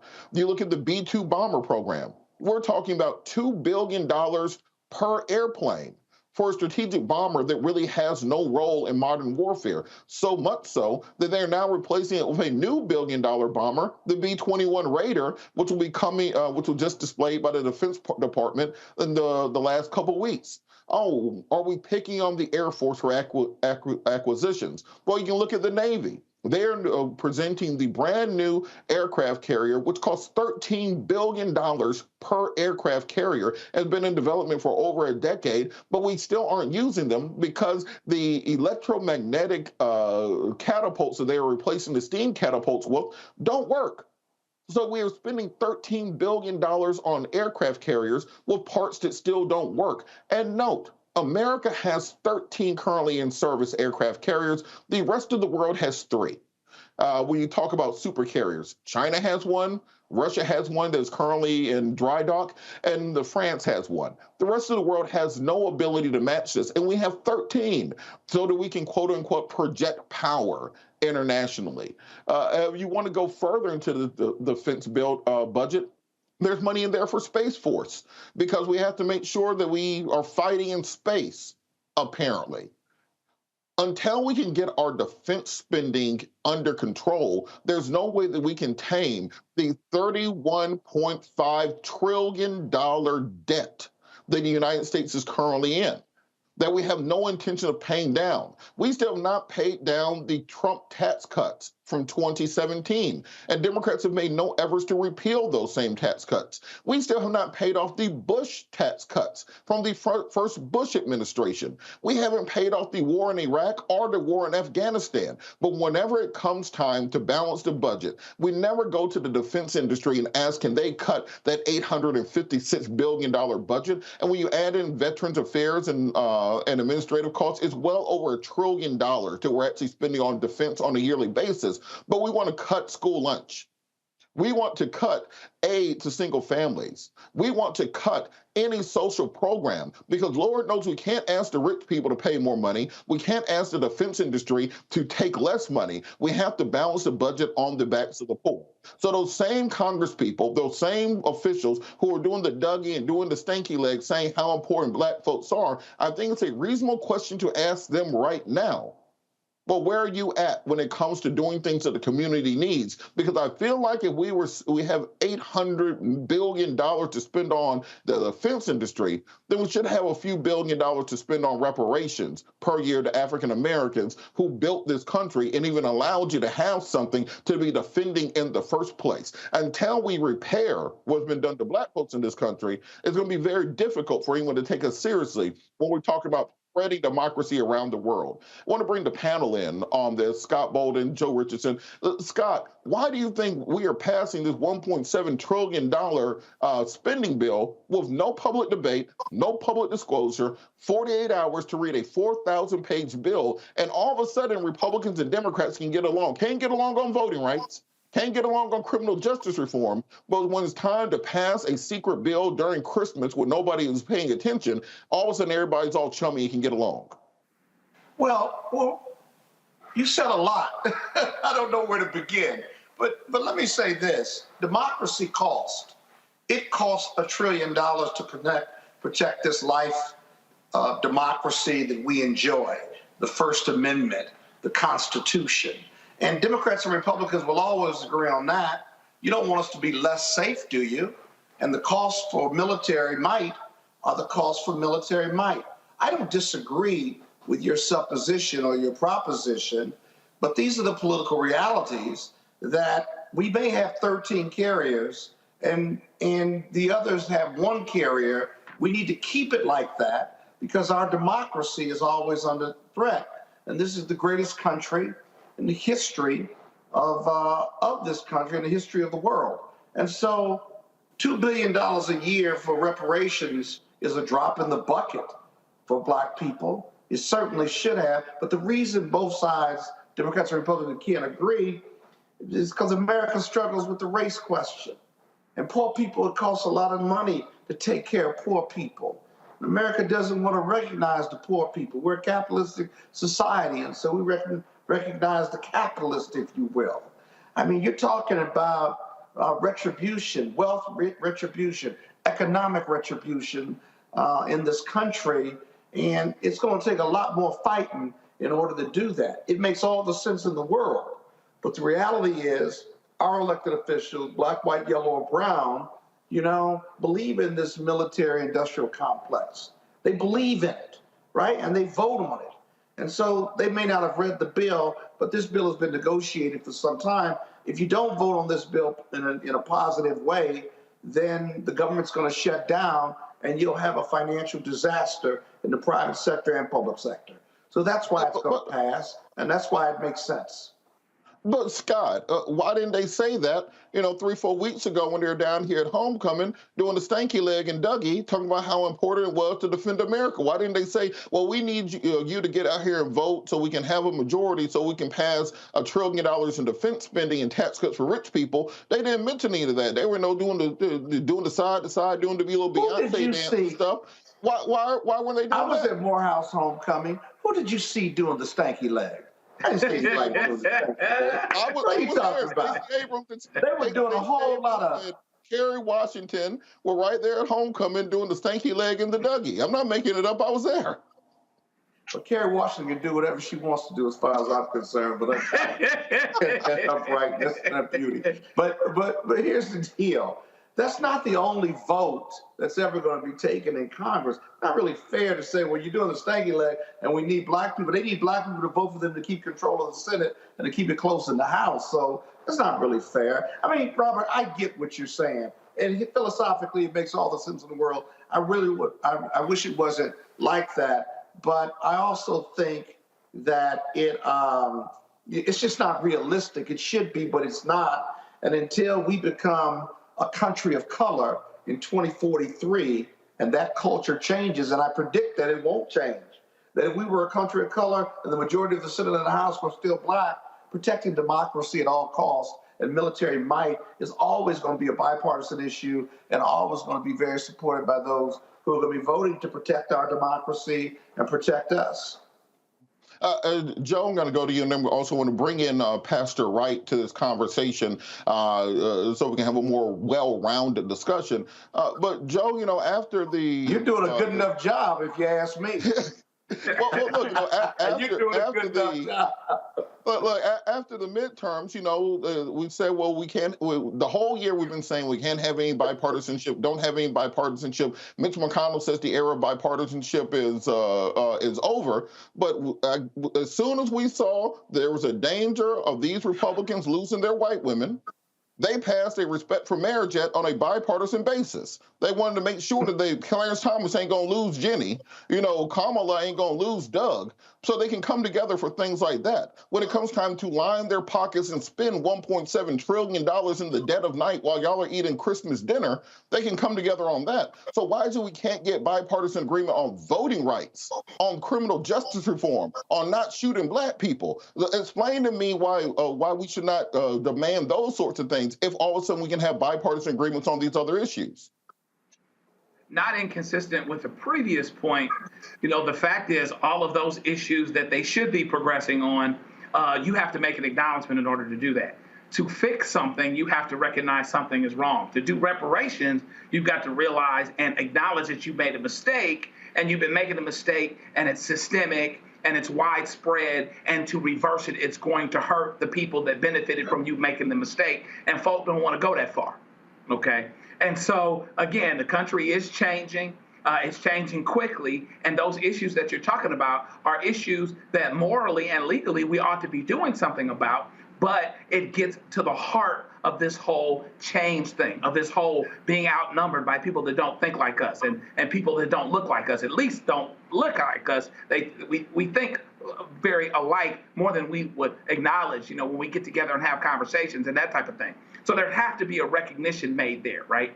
And yeah, there is this military industrial complex. That's why we want to feel safe. We want to be safe. People, black folks in the military would support that. But to your point, what we'd have to do, or black people that feel safer, being able to say this is the greatest country in the world. I absolutely believe that there are things that we have done that no one has done. But, being the leader of the free world and all of these other things, there's no election to be the leader of the free world, the President of the United States, to be considered the greatest. We took a survey, and this is how it came. There was this objective evaluation of what makes you great and who's the greatest. Well, it starts off with who's the most powerful, right? It starts off with who's the most mighty, right? And then that ends up being our starting point, and we kind of go from there. But to your point, there has to be some priority for things that need to happen as well, things that protect us and that help us in our existence. It didn't help me necessarily that I'm in the greatest country in the world if I get pulled over because I got on a hoodie and I'm driving my $50,000 Acura. It didn't necessarily help that time in that moment, right? And hopefully that doesn't happen where now, we go and we're doing the, Pledge of Allegiance and singing the Star Spangled Banner, but y'all forgot the second verse wasn't written for us.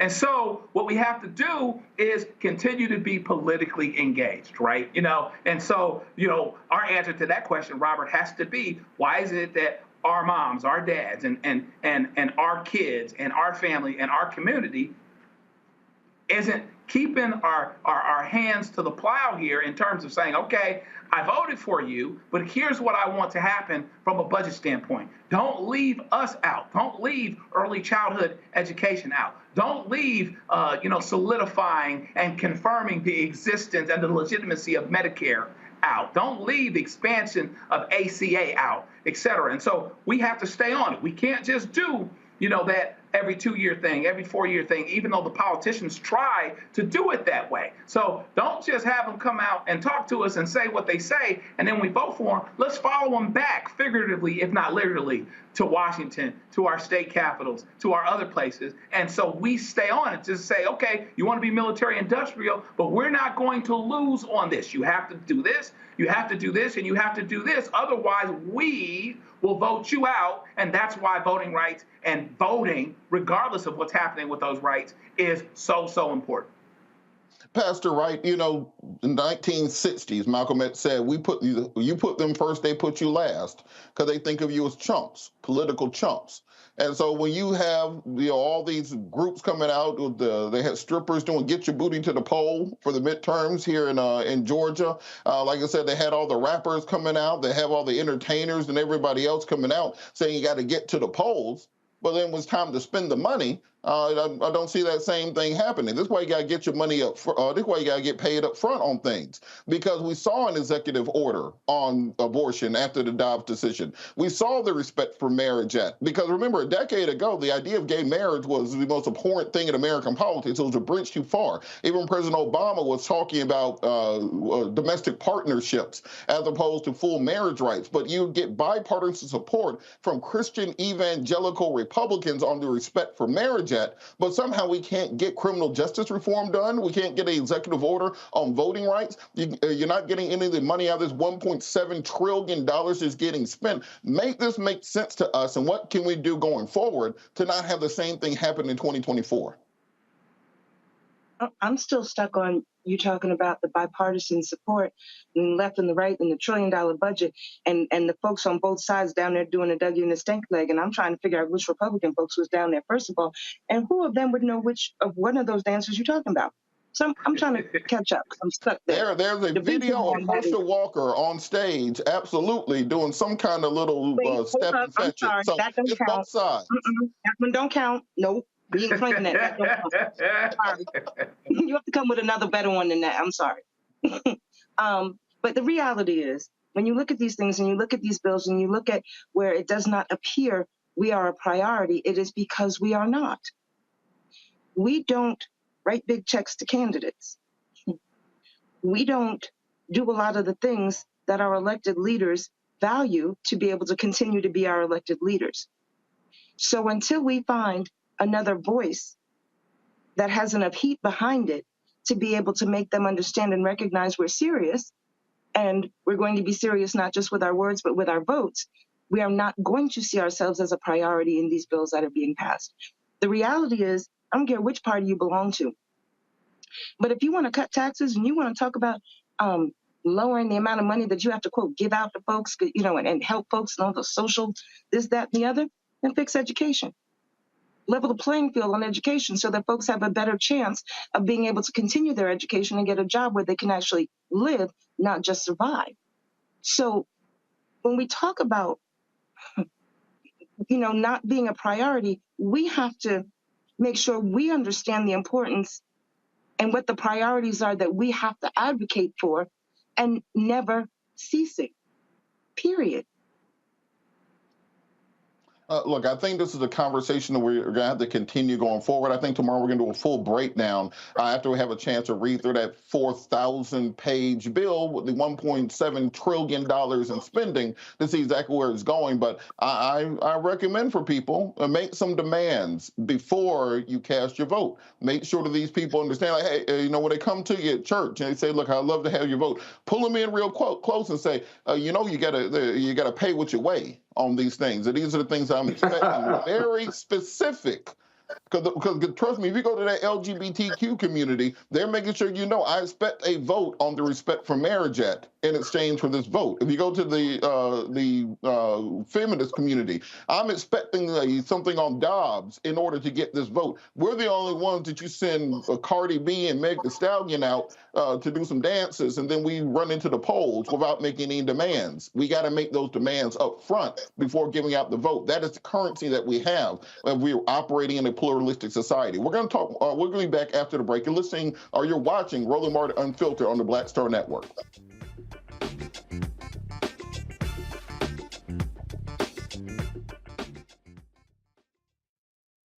It's time to be smart.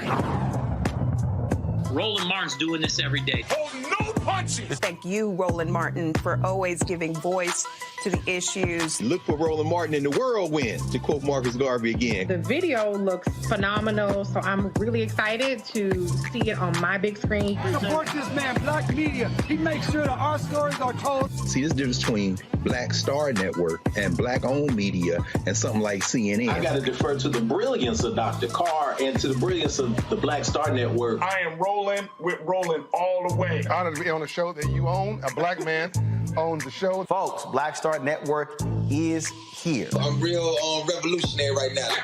Roland was amazing on there. Hey, Black, I love y'all. I can't commend you enough about this platform that you've created for us to be able to share who we are, what we're doing in the world, and the impact that we're having. Let's be smart. Bring your eyeballs home. You can't be Black-owned media and be scared. You dig?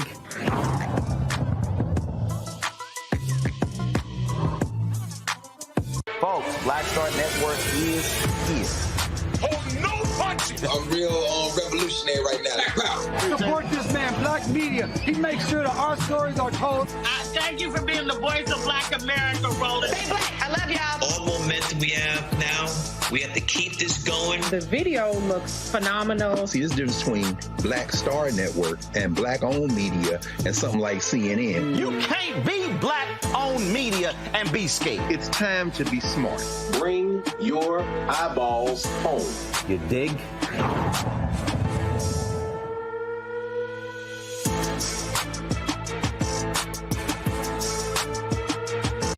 What's up, y'all? I'm Will Packard. Hello, I'm Bishop T.D.J. What up, Lana Well, and you are watching Roland Martin Unfiltered.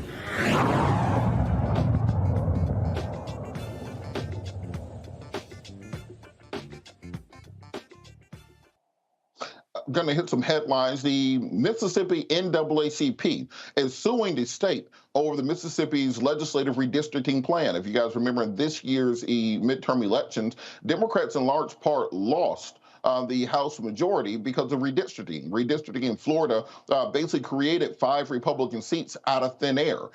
We saw this around the country. The Mississippi legislature has passed a new redistricting plan that significantly dilutes the percentage of the percentage of power that each vote of Black residents have in their district. Because of this, Mississippi NAACP and 5 Black residents have filed a federal lawsuit challenging the new district scheduled to be used in 2023 election. This comes only weeks before the qualifying deadline of February the 1st. Remember, voter suppression takes many forms. I think often when people talk about voter suppression, they're thinking about Bull Connor sitting outside of the polls with hoses and dogs stopping people from voting. In reality, there are various schemes and tools being used, particularly with the weakening of the Voting Rights Act in 2014 and the continued action by states in order to push and make it more difficult for Black people to be able to exercise the franchise. So we're, of course, going to pay attention to that case going forward. Also, news anchor goes on a rant on Newsmax about the lack of white American Girl dolls. Can't make this up. Newsmax host Rob Finnerty had an on-air meltdown over the lack of white American Girl dolls. Here's what he had to say if we have the clip. How long has this been going on with American Girls? I took my 6-year-old to the store in Rockefeller Center, like the American Girl experience. And, you know, typically girls that are into American Girls, they get a doll that looks like them.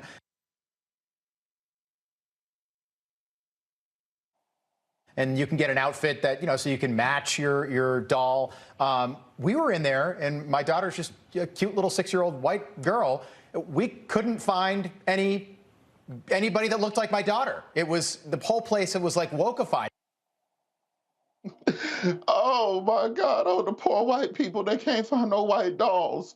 Oh Lord Jesus, what are they gonna do? However, will a young 16-year-old white girl find any representation of herself in America, where literally everything that you see is about the protection of little white girls? When you're playing video games as a kid, Super Mario is rescuing the blonde-haired, blue-eyed princess from the castle. When you watch movies going back to the 1920s and 30s, they're rescuing the blonde-haired, blue-eyed white girl from King Kong on top of the building, tied to train tracks. Every single piece of media, the eternal victim in America is the blonde-haired, blue-eyed white woman. But yet and still, this host seems to think that he is being oppressed and discriminated against, because this is the new white victimization culture that we see happening. You see this often on Tucker Carlson and other forms of white media. When they talk about woke and wokeism, Ron DeSantis in Florida saying this is where woke comes to die, they consider anything that is an attack on white supremacy to be quote-unquote woke. In their minds, any attacks on white supremacy are a fundamental attack on America. America and white supremacy are interchangeable to these people, and they see any efforts to diversify or to update or to recognize anybody besides cisgendered, straight white people in this country to be quote-unquote woke. I'm gonna bring the panel back in on this, because sometimes you gotta stop and just laugh at people. Pastor Wright, do you think that there's an issue where little white girls are not getting enough attention and not enough representation? Stop picking on that poor man. He's just trying to find something for his baby to look like her. You should sympathize. You know what that struggle is like, doggone it. I'm sorry, I couldn't resist. I have a granddaughter, and it wasn't, when she was born, it was still difficult to find dolls that looked like her. So I understand that it is special for folks that feel like they shouldn't have that problem to have that problem. And I think, quite honestly, the American Girl doll gave me a real good idea. I think we should try. I think, just like folks are having trouble finding the American Girl doll that represents what their children like, we should start having other folks get pulled over in hoodies driving their cars too. Because I feel like if we could, you know, you got to walk a mile in people's shoes. And maybe if folks could understand some of the issues and the problems, there'd be a little bit more sympathy and understanding, and we could really meet somewhere in the middle. So I think that doll situation is giving me a good idea. We ought to start stopping white people in hoodies. Yeah, you know, they want all the benefits, but none of the detriments. It's strange how that works all of a sudden. Scott, do you think we should sympathize with this man and his, you know, his plight, and maybe send him some little white dolls so he can feel better about himself? We can empathize with him, because black people have been looking for black dolls and black toys that look like them, and the power of that has been researched and determined over the years, not only in the media, but scientific studies. We can empathize with him, but part of me wants to say, welcome to the struggle. Finally, after 400 years, your whiteness is being challenged by corporate America and the American doll. Well, here's another question, though. What's wrong with his daughter buying a black doll or a Chinese doll or a Thai doll, because they're all girls in America? Why isn't he celebrating diversity? And maybe he was there when they were out of white dolls. So why is he on national TV arguing or lamenting the fact that his little white girl couldn't find another little white doll that looks like her, as if buying a black doll was somehow going to be detrimental to her, or maybe it was compared to what he's teaching her at home about her white privilege. Don't know. But buy a black doll or Hispanic doll or Chinese doll. She'll be okay. She may even learn about diversity and maybe, Lord knows, find a black friend or a brown friend, and God forbid, bring her home because she's got a brown or black doll. You know, I think it's very reasonable. He's afraid that she's going to get this little black doll and she's going to take her home. And next thing you know, little Sally's going to be, little Sally going to be in there seasoning chicken and then, all of a sudden have some rhythm doing the little Beyonce dance and everything. You can't expose children to that. Next story. Hold on, Robert. When she does that, if she buy the black doll, she's going to bring Jamal home in a couple of years. And it's going to be over. It's going to be completely over. We don't want the black and brown dolls to lead to Jamal coming home. Is that what we're saying? Apparently, that's his fear. God. I think that's what's going to happen. All of a sudden, you buy her an American Girl doll, then she's seasoning chicken, cooking greens, making cornbread, and Jamal at your house. That's how God it works. forbid. That's what they fear. God forbid. And Jamal going to be looking at his wife like, "How you doing? How you doing?" Y'all mad. But it might help to, that understanding and empathy and us, finding our way to the middle a little bit more. Maybe. But it's just amazing that they spend time on that, on Newsmax, he helps as conservative as they are. I think he helps us prove this point here. This reminds each and every one of us. This should remind all of us. Listen, I ain't mad at him for wanting the doll that looks like his. It looks like his little girl.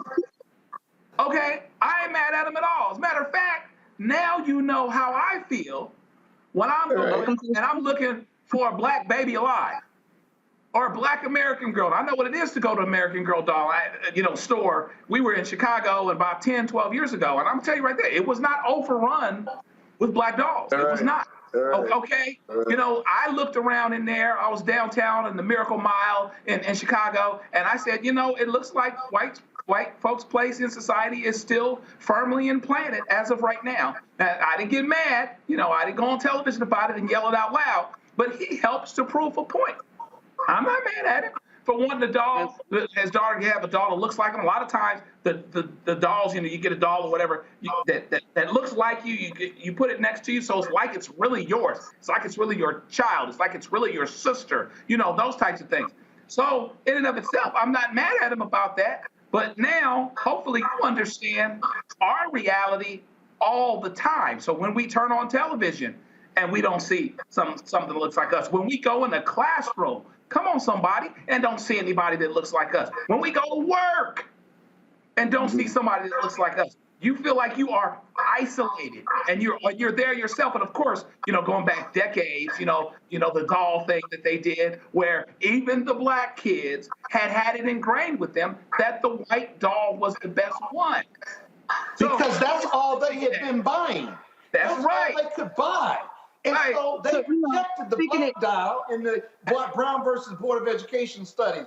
Even the black kids rejected the black doll that looked like them because they had been they bought white dolls because that's all American manufacturers were making, right? That's exactly right. If his daughter starts buying black dolls, if she's tested, she'll pick a black doll as being a symbol of beauty and my friend, and what it means to be. I mean, she might accept diversity. She might start fighting for black people and black causes and for a fairer and better America. Right. Wow. It just reminds him that things are changing, right? I mean, at the end of the day, it just reminds him that things are changing. Now him and people like him can make as much money on rap artists as they possibly can. They can manage them. I remember doing deals for music artists back in the day, and they said at a certain point, a white lawyer actually has to take this over. Black artists, I had to happen. So the white can do the business or whatever else, but just make sure that your daughter doesn't bring one of them home. And so now here we are having this discussion, and there's a reminder of the fact that things are actually changing, but you can't play with fire and not get burned. So in other words, it's the same thing I say it all the time, the same thing that make you laugh or make you cry. Things are changing now, and now your daughter or your people or your wife or your teacher or your colleague, your brother, your sister might have a brush with the unfamiliar and feel a different way about it than you do and not be made insecure about it, and to reach out toward it and for it. And that reminds us of the change and everything that's going on. And now what? Well, look, we're gonna make sure. This isn't just a new thing. When you go back and you look at, Jenny, if you remember the Cabbage Patch doll, how many yellow, black, or brown Cabbage Patch dolls did you see? So this is not a new thing. So his concern, his struggle with this is new to him. But this has been going on for a long, long time now. And I really do feel like things like that, if you can get outside of your own anger with this poor newscaster here, and look at the bigger picture, again, bring us closer, not separate. Well, look, I just think he's worried that she accidentally picked up the Jamaican American Girl doll, and he come home and she got a pot of oxtail going, talking about wagwan. So I'm not mad at it. We got to make sure that we protect this poor white man and his poor white daughter. We'll be back after the break. You're watching Roland Martin Unfiltered on the Black Star Network.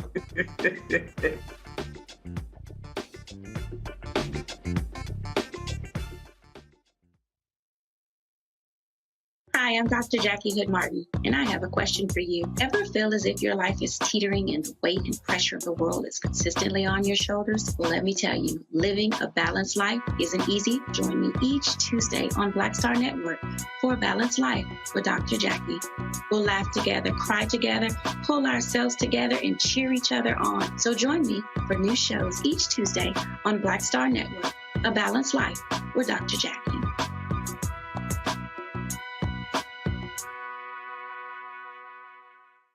When you talk about blackness and what happens in black culture, we're about covering these things that matter to us, speaking to our issues and concerns. This is a genuine people-powered movement. There's a lot of stuff that we're not getting. You get it, and you spread the word. We wish to plead our own cause.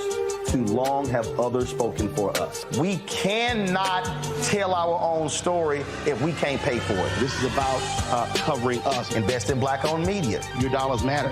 We don't have to keep asking them to cover our stuff. So please support us in what we do, folks. We want to hit 2,000 people, $50 this month, raise $100,000. We're behind 100,000, so we want to hit that. Y'all money makes this possible. Checks and money orders go to P.O. Box 57196, Washington, D.C. 20037-0196. The Cash App is $RM Unfiltered. PayPal is R Martin Unfiltered. Venmo is RM Unfiltered. Zelle is Roland at RolandSMartin.com. Hello, everyone. It's Kiara Sheard. Hey, I'm Taj. I'm Coco. And I'm Lily. And we're SWV. What's up, y'all? It's Ryan Destiny, and you're watching Roland Martin Unfiltered.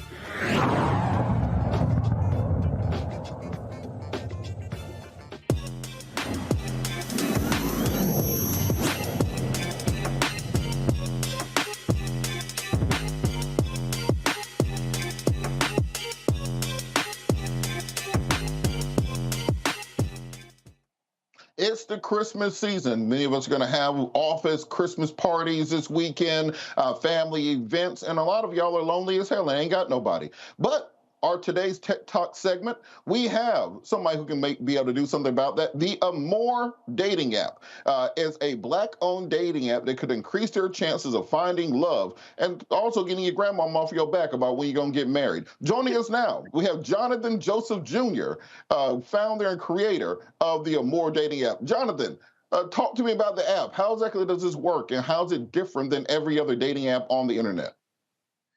Hey, Robert, thanks for having me. That's a great question. What we do is we focus on the preferences that people want when they're looking for a mate. So many times you see people swiping and, you're taking chances with what you're doing. What we're trying to do is focus on your preferences, the things that you want, and match you based on that. We also have what's known as the Love Lounge. which is for the sapiosexual people who are more into intellectual conversation. We have different rooms that we change the topics on daily to allow you to meet with somebody that way as well. So it kind of increases the chances of meeting somebody that's compatible with you rather than just swiping and hoping for the best. So it's not just a swipe left, swipe right, but like Tinder. It's not just creating a profile like, you know, some of the other dating apps. Talk about how the mechanics of this work is more conversational than other apps are. Yeah, so when you sign in, it's going to ask you a bunch of questions, some personal, some for fun. Just to try to see where you are from a character standpoint. Everyone has to do it, and then we match you based on that. So there's a 5-star, 4-star, 3-star, and it goes down from there. And then that's one part of the app. Another part of the app is what I said earlier, which is called the Love Lounge. The Love Lounge is topics that we create. Our team creates it every day. Could be, you know, a whole range of things. Could be political, could be what's happening in the world today. Just so you can kind of get an understanding of who's in your community, and you can match with somebody that way as well. And then the next part of the app is called Discreet Meets. So those are for the traveling people that say, you know what, I just want to find somebody to go to movies with, or a travel partner, or a dinner date. So there's actually 3 components to the app that I think separates us and makes us great. Okay, so the conversation part, so it's kind of like a clubhouse where people can have conversations with people who have similar interests. Then there's kind of a dating profile section where you put in what you're looking for and you kind of match with people along that. And then it's like you have a section for freaks. So they're just an area for freaks. What you saying? I knew you was going to go there, Robert. I wouldn't call it. I mean, it sounds like that's for freaks. And look, ain't nothing wrong with it. It's called Discreet Meets. That's what we're going to call it. It's called Discreet Meets. In the words of the prophet CeeLo Green, everybody that's grown got a skeleton bone that got hidden away. Yes, y'all, there's a freaking us, y'all. Just some choose not to say. Don't let them who ain't yet make you the little balls of clay. I'm just saying, look, if it's for freaks, just say it's for freaks and call it the freaks. I mean, if you want to name it the Boom Boom Room, that's cool. But it's called Discreet Meets, and it's for everyone. It's really, we really thought about that section for travelers. There's a lot of people that travel, they go from city to city, and they say, you know what, I just don't want to eat alone.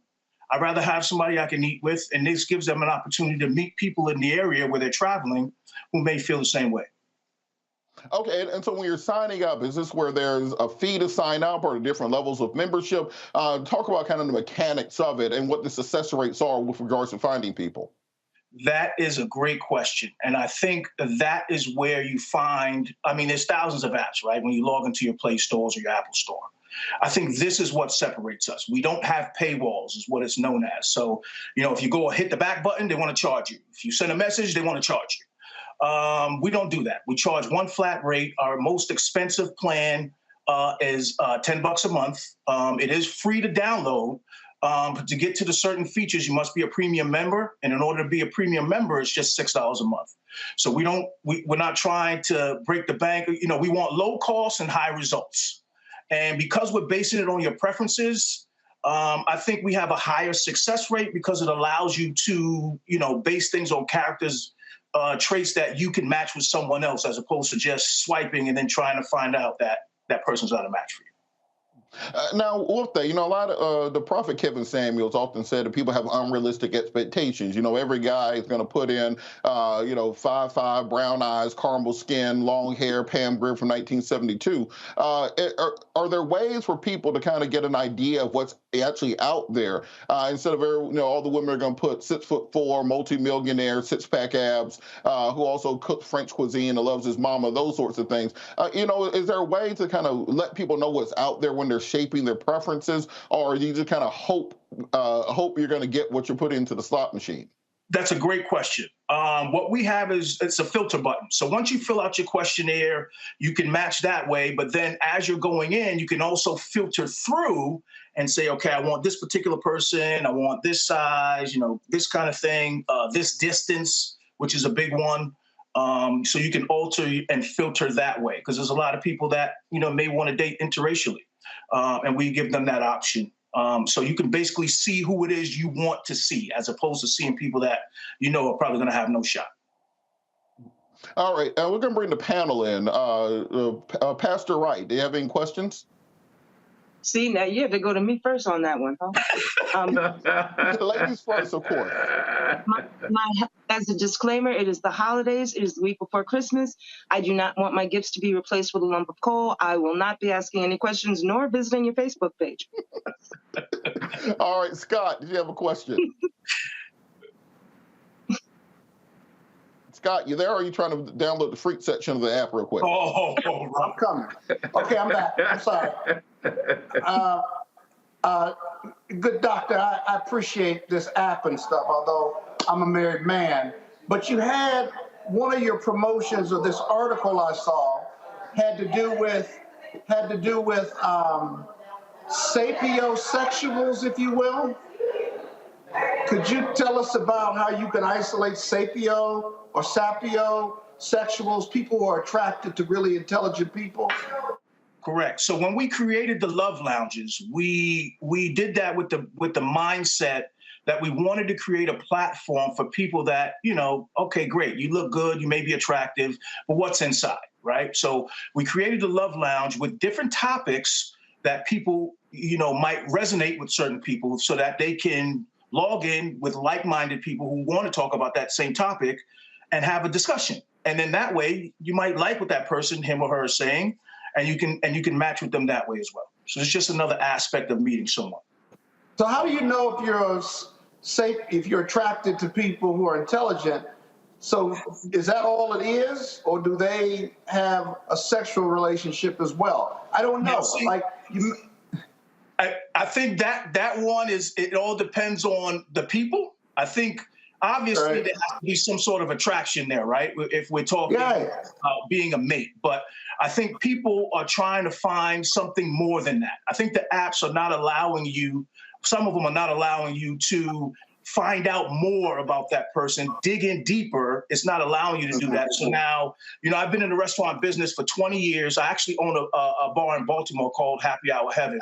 And I've seen first dates fail consistently. And 80% of them are, dating app dates. And it's for that reason. Well, I've long argued to my friends and fraternity brothers that one of the most attractive what is a sexual attraction is intelligence for most people, whether they realize it or not, right? Or humor, before you get to the physical part of the relationship. Yeah, I would agree with that 100%. I think the pictures, to me, is like window shopping, right? Yeah. You still have to try on the suit, try on the tie, make sure it fits you. And have somebody to talk to. Right. With some reasonable intelligence, right? I couldn't agree more. Look, I wish I had the hope and optimism of y'all, but Joe, do you have a question? I'm having Robert, so much fun with this. You just want to hear more about the boom boom room. Right. Yeah, because the sapio area sound like that's the ugly people area. Like, if you're ugly with your personality, you go over to the talking section to see if you go over to the talking section to see if you can pull somebody over there. But the boom boom room. Back to the freak. The boom boom room. Don't have any question about the freaks. All right, we're having entirely too much fun here. But so let me ask you. I'm a little old-fashioned. I met my wife 30 years ago in college, and it took a brother 9 years, but we eventually got married. So there weren't any dating apps. So how would this be something that distinguishes itself for people that think that meeting someone online is still taboo, or someone that is not into dating apps, so they don't think they'd be into dating apps? Why would this be any different for them? And then the other question I would be is there any screening for safety-related reasons? Okay, all great questions. I remember growing up that I could bond in the grocery store over, maybe Cinnamon Toast Crunch if we had like cereal, right? Or maybe I could be a gentleman and help a young lady pump the gas, and I could meet a woman that way. These days, those things are, because of COVID and everybody's got their phones in. It's very difficult for people to meet now. So dating apps is what's happening. So that's the first thing. Second thing is, I think for us, we're more than a dating app. I think the Love Lounge allows us to be more than a dating app. And also, when you're putting your preferences in and you match with somebody, the chances that you find someone that you can at least have an intelligent conversation with, like we were saying earlier, go up significantly. So I think that would be some of the things that separate us. For the people that are not wanting to do a traditional dating app, I think we fall right in that line with that. Safety is one of those things we take very seriously. We have a disclaimer when you go into any of our rooms that say, use common sense. Don't give out your phone number if you're going to meet someone. If you're going to meet someone off the app, please meet them in a public place. We even leave tips to say, if you're going in a restaurant, please let the host know, hey, I'm here and I'm on a first date, so that everybody's aware of what's happening. Because the fact of the matter is there are people who are, just not right in the head. And unfortunately, they prey on apps like this to find people that are vulnerable. But yeah, we have things in place. If there's anyone who's experienced some sort of dating trauma or anything like that, we have 1-800 number listed on the app. So we try to make sure from the Amore community that we're offering everything that we can for our people. And you can even report someone in the app. If you don't feel comfortable with a message you got sent or anything like that, you can send a message out, we can block that user immediately.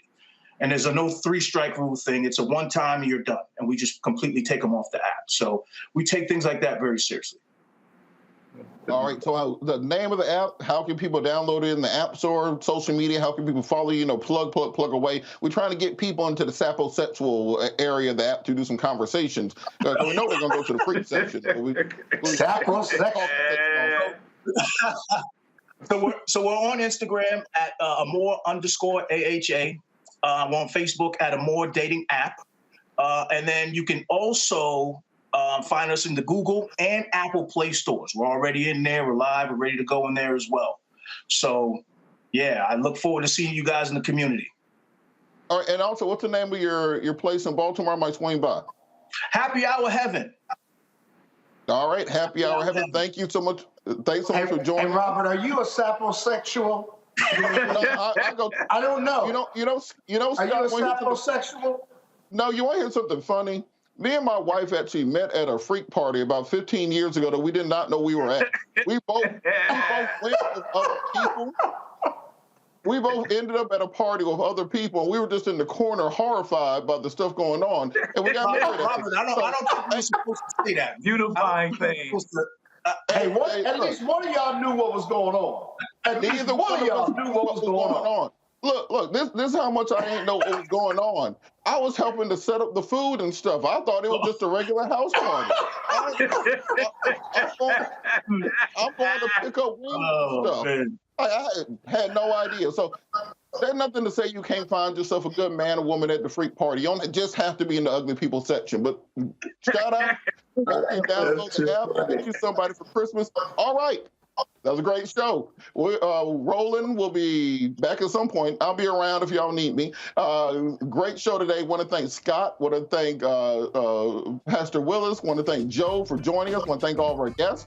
Want to thank everyone for tuning in. Make sure you like and subscribe, follow, send your donations in to Roland to keep this going. Black media is crucial. You don't have these conversations on Newsmax because they're talking about the American Girl doll. And as we say, holla.